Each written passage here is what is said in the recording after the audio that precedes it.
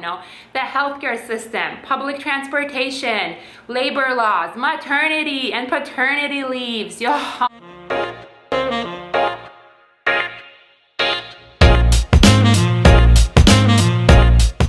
Hi all, ciao visiem. Today I'm doing a video on the things I like and dislike about living in Sweden. This is part of a series that I'm doing discussing all the different countries that I've lived in and what I disliked about living in each of them, such as the Netherlands, Sweden, Brazil, Thailand, and maybe I'll do one quick one on just some facts on Armenia, Guatemala, and Italy.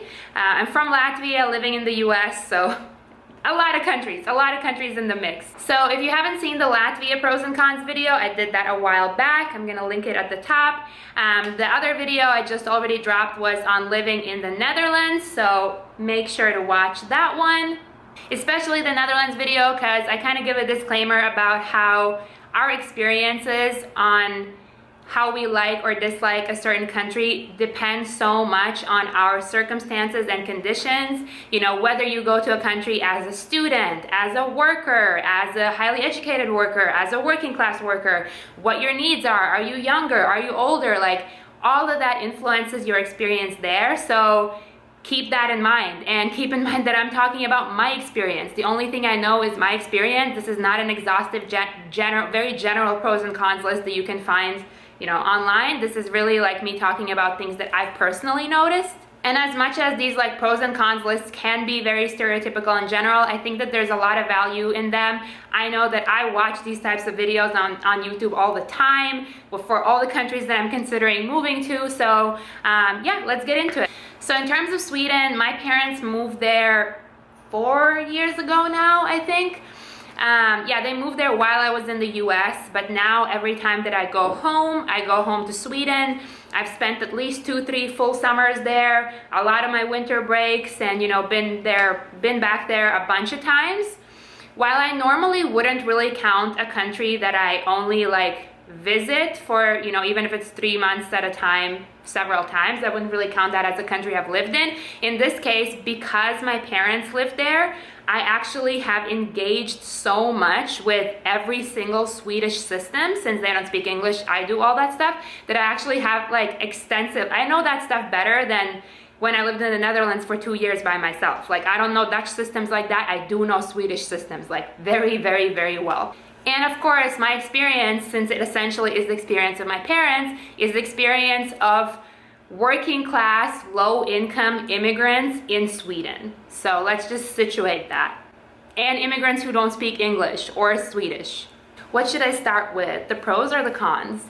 I'm gonna start with cons. I know that like everybody always starts with pros, but I'm like the give me the bad news first type of person. So let's get into the cons of Sweden. Number one for me is the weather. I am a tropical person. If you're into all the winter shit, Sweden's great for you, not for me. It is cold AF.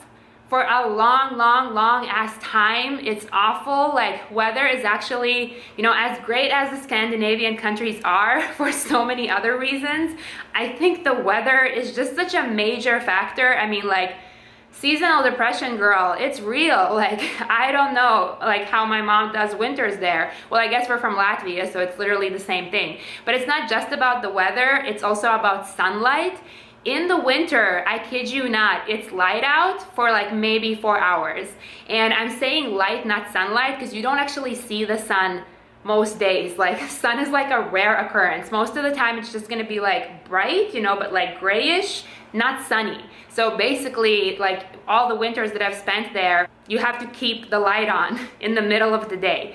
On the flip side though, in the summer, it's the exact reverse. So you only get like 4 hours of darkness. Like my first summer there, I remember I was so freaked out. Like it would be like midnight and I couldn't go to bed because it was still light out. And then when I finally went to bed, the sun would come up at like 4:30. So yeah, it's the flip side in that. But in the winter, the period of a lot of darkness, whew, it's very hard. Next con for me would be the people. I don't want to be mean. I don't want to sound mean when I say that, but like obviously I'm sure we've heard of this, that, you know, Scandinavian people are very much colder, reserved, introverted, to themselves. I think legit, if you Google like countries where it's easiest to make friends and hardest to make friends, Sweden is consistently like top 5 for countries that it's the hardest to make friends, because yeah, people are very much to themselves. They have their like own circles that they kind of are in friend groups, you know, but they don't expand much past that. People are going to be, you know, generally nice to you, I guess, but yeah, mostly very cold and reserved. If you are that type of person and you're, you know, you are into that, then that's great. I'm an extremely open, passionate, loud, loving person, and I need to be around those type of people, so Swedish people, not for me. I guess the next con would be the cost, because things are very expensive, but that should come with a disclaimer that if you live in Sweden and work in Sweden and earn a Swedish salary, it's actually not that expensive for you. Of course, if you're coming from Latvia with a Latvian salary, which is, you know, what my parents did for the longest time, and yeah, then it's a struggle. Like, it's a real struggle. So yeah, the cost really depends on, I mean, where you're coming from.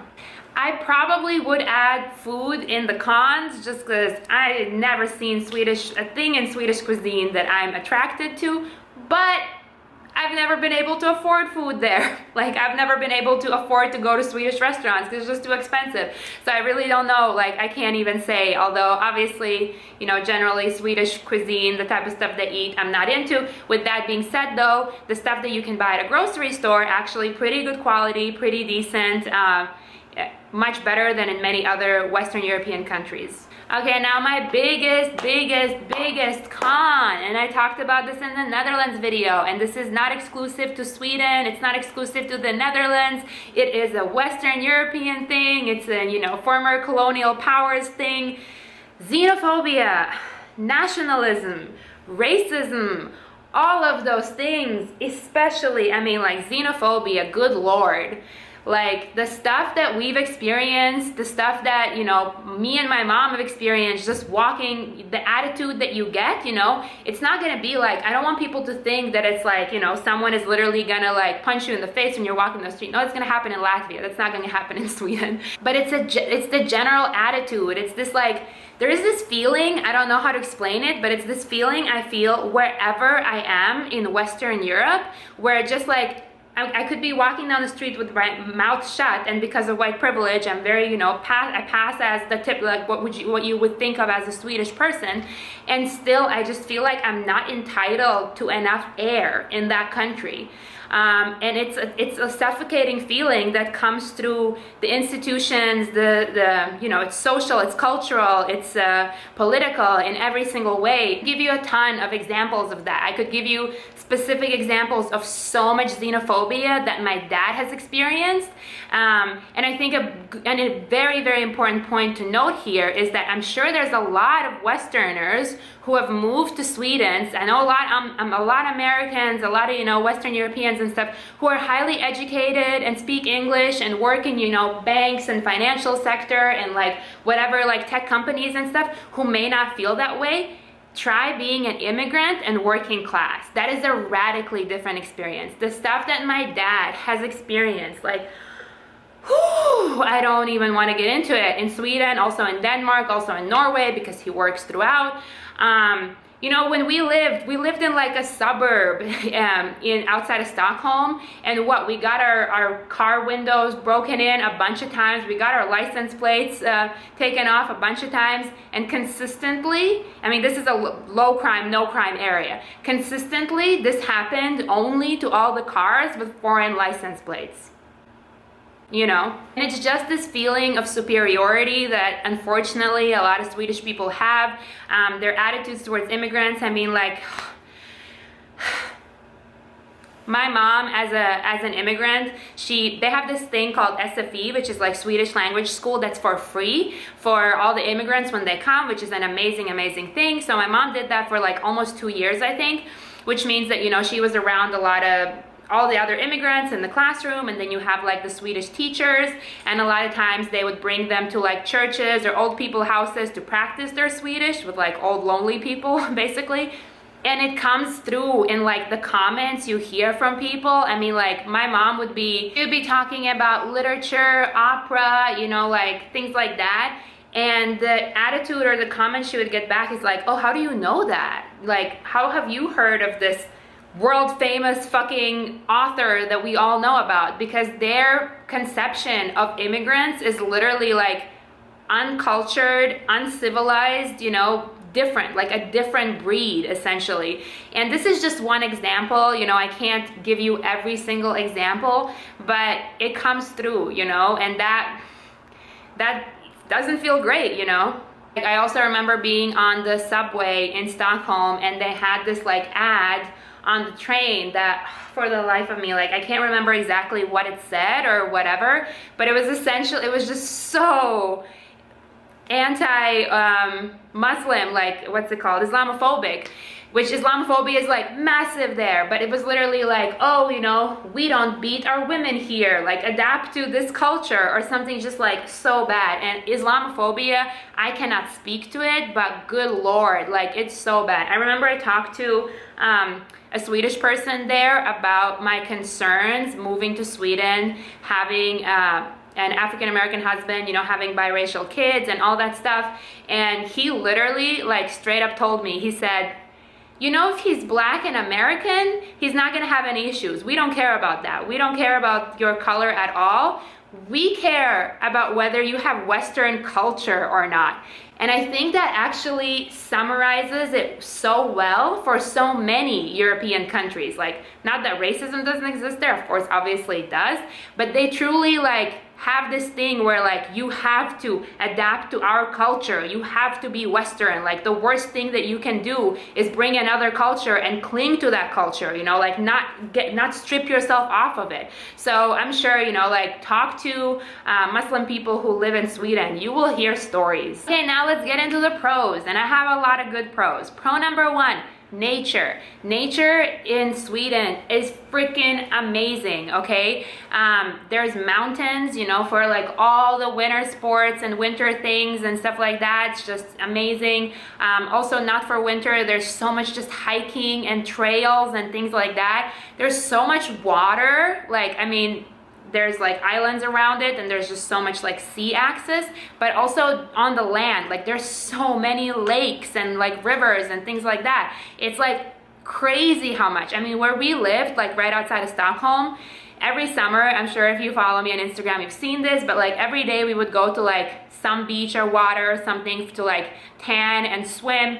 And I kid you not, almost every time we went to a different place, because just from our house, you know, if you drive 20 minutes this way, 20 minutes this way, 20 minutes this way, half an hour this way, 40 minutes that way, you have different places. Like you have different lakes and different access to water, and like, yeah, the nature is just surreal. It's really, really amazing. I love it so much. Another point about the nature is what's a little bit strange to even like understand is that it's never overcrowded. Like all these places that we would go to, like the one that was closest to us, which like, maybe I should put some photos in here. It's just like stunning. It would always be like me and my mom, and then maybe like another couple and like another family there, and that's it. Like, good Lord, if I go to like the nearest water in the middle of the summer from Baltimore or DC, that's probably gonna be like an hour and a half drive. It's gonna be so crowded, like it's gonna be nasty. But yeah, there's so much nature, and I think probably because the population, I'm assuming, given the land is not that high, given the amount of land, so anyways, nature, huge, huge pro. The biggest pro, of course, are the social services. If you live anywhere in the world, I'm sure you know Scandinavia has like some of the best social services in the world, you know, the healthcare system, public transportation, labor laws, maternity and paternity leaves. Yo, oh my God, like, whew, like social services are elite, like some of the best, like absolutely, absolutely amazing. I'm not even gonna spend too much time talking about it because you can Google it and like, it's just a fact. Like Sweden has like some of the best social services in the world. And adding to the social services, I would say a pro is that you can easily have a very decent life in Sweden. I mean, I know people who have, you know, only a high school diploma and are basically like sort of like working class Sweden, and they have very decent lives. Like, you know, they don't have to stress as like nowhere near as much as like working class people working the same jobs here in the US. And it's because of all the social services and safety nets and like the way that the government really cares for you. I would also add a pro to that. Institutions specific to immigrants. As I mentioned before, the language school. I mean, I don't think the US offers free English lessons, you know, for however long you want for all the immigrants that come here. Like, that's not a thing. That wouldn't happen. They have a lot of really, really good institutions specifically for immigrants. They have this Skatteverket, I think that's what it's called, which is basically like this like employment house, I guess, and like mostly utilized by immigrants, I think. I don't know. I mean, I only know immigrants that use it. But yeah, you come there with your like CV, resume, or whatever. You set up a meeting, and they find you a job. Like, they help you find a job. And granted, of course, you know, like given your language levels or education, it might be a job, you know, washing dishes, cleaning houses, delivering food, whatever. It's a job. It's amazing, you know, it's so much help, especially as an immigrant. Like, finding a job, navigating those systems can be so hard. Another thing, translators. Their state literally offers, like, if you're an immigrant and you set up an appointment at the hospital beforehand, you can literally call and be like, you know, I'm gonna need a Russian translator, I'm gonna need a Farsi translator or whatever, and they do that for free. It's amazing. Now, a different point, a little bit related to social services, but a little different, I would say public spending, like the public spending that they do with your taxes is amazing, and it really shows. This is a point I honestly cannot convey to you until you see it, but like, remember how I described all of these nature places, all of these lakes, all of these trails, all of these things? You go to any of those places, they're going to have good quality restrooms there. They're always clean, always have toilet paper, just open for the public, right? You are also going to have in those places always, literally, like, you know, the tables and benches and stuff for like sitting and chilling and stuff like that. They're always going to have very like good quality, nice public barbecue places for you. In terms of the water, they will always have those, I don't even know what they're called in English, but you know, like the thing that goes in the water that you can walk and then jump, and sometimes like, you know, even like the second floor that you can like climb up and then jump from there. Things like that, whereas like, God, like in the US, I cannot imagine that. Like, you have to pay for everything. You have to pay to enter a beach in like New Jersey where you're not gonna have access to anything. It's just gonna be a fucking beach, you know? Not all this. Like, if you ever have all this other stuff, like, you would be paying more and more and more. And like, this all stuff is just there, free for everybody to use. Like, one place that we went to legit like also had, you know, like these barbecue places and stuff like that, but it was like a cabin, like a huge cabin that you would pay a lot of money to have to rent, that had like all glass walls, and inside of it, it had like this long Swedish tables and like barbecue grill places and stuff like that, that is indoors, because, you know, if you want to do that and it's raining or something, and it's just open to the public. And another point to mention is that these things are maintained. Like, I can imagine something like this existing maybe, you know, in Latvia, like, maybe, but like, it would, you know, the state would make it and then just leave it be, and it would like perish and people would destroy it and pee in it, you know, it would be disgusting. But here they truly maintain it, and that is just such a pleasure to see. Like, no matter where you go, having all these things that are free and open to public. And these are just some examples I give, because what me and my family mostly do is literally just go in nature. Like, we don't do much more. We don't, you know, do many more activities, but I'm sure that the more you do, like, the more you see this. And like, it's, yeah, if you ever worry about those high taxes, girl, don't. Like, don't. Another pro is that Sweden and Swedish people in general are extremely environmentally conscious. This is also true for Scandinavia in general, which is, you know, just like green-mindedness, sustainability, recycling, stuff like that. Like, rich people in Sweden would buy secondhand clothes, furniture, like anything secondhand, and not the way that rich people in the US buy secondhand, where it's like vintage, or, you know, I buy it to sell it on Poshmark or whatever. No, they will literally buy it just because they're like, I'm trying to reduce my footprint, I'm trying to, you know, like, be more sustainable and stuff like that, which it really is like a mainstream mentality that runs through, which is really amazing to see. Pro number whatever, it's an amazing place to have kids. Obviously, because of the parental leave, which is just the best in the world, or like one of the 2-3 best maternal paternal leaves in the world. And it's not just that time period you take off after having a baby. It continues throughout. So you'll have these things called kids days that you can like take out until your kid turns like 5 or 12. I forget, like the Swedish person I was talking to was sort of explaining it to me. But yeah, so that means, you know, like later on when your kid is sick or you need to take him to a soccer day, whatever, you just tell your office, kids day today, and go do that. I mean, it runs through in so many different ways, like daycare, you know, kindergarten, all these schools and stuff, like just high quality. Also, additionally to that, like as I talked about public spending, there are what are these places called? Kids places, you know, like the slides and all that stuff.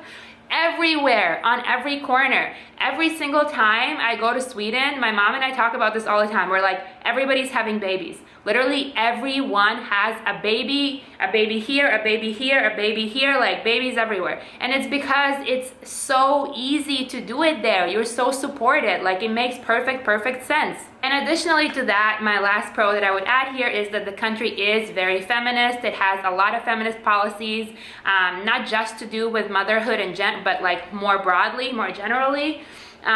You know, like the one thing that my mom always says, and it's quite sad that she says that because she comes from Latvia, but she's always like, Lulu, like the fathers, they parent here. Like you see fathers alone with their kids, grocery shopping and doing things all the time. And I'm like, yeah, mom, that, you know, should be normal, but of course it isn't in many places in the world. Like, which, you know, it's hard to really call any place like more feminist, less feminist, and so on.